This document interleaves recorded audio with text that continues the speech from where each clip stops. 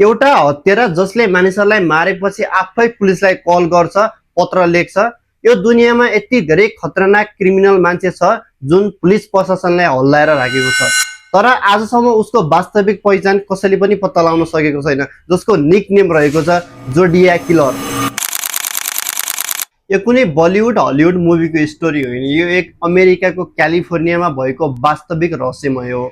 1960 को दशकमा अमेरिकाको क्यालिफोर्निया राज्यहरूमा अजीब घटनाहरू सुरु भयो, जहाँ लक्ख जवान अथवा प्रेमी-प्रेमिकाहरूलाई टार्गेट गरेर एक अज्ञात व्यक्तिले चाहिँ एकान्त ठाउँमा निशाना बनाएर हमला गर्न थाले।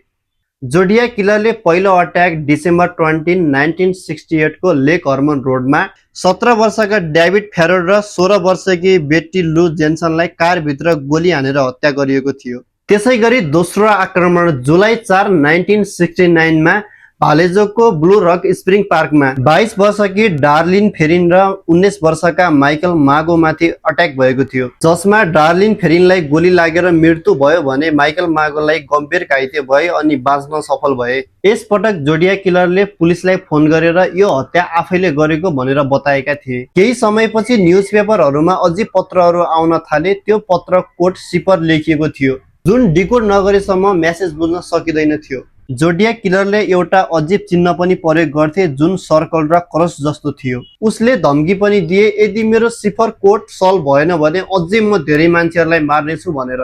केही कोडहरू त सल्भ भए, तर अझै धेरै कोडहरू आजको दिनसम्म पनि सल्भ भएको छैनन्। त्यसमध्ये प्रसिद्ध 340 सिफर कोड थियो, जुन धेरै वर्षपछि मात्र डिकोड भयो। उसको पत्रमा यस्तो लेखिएको थियो, I like killing people because it is so much fun. Zodiac किलरको फोटो र भिडियो आजसम्म कुनै पनि सोशल मिडियाको प्लेटफर्ममा उपलब्ध छैन।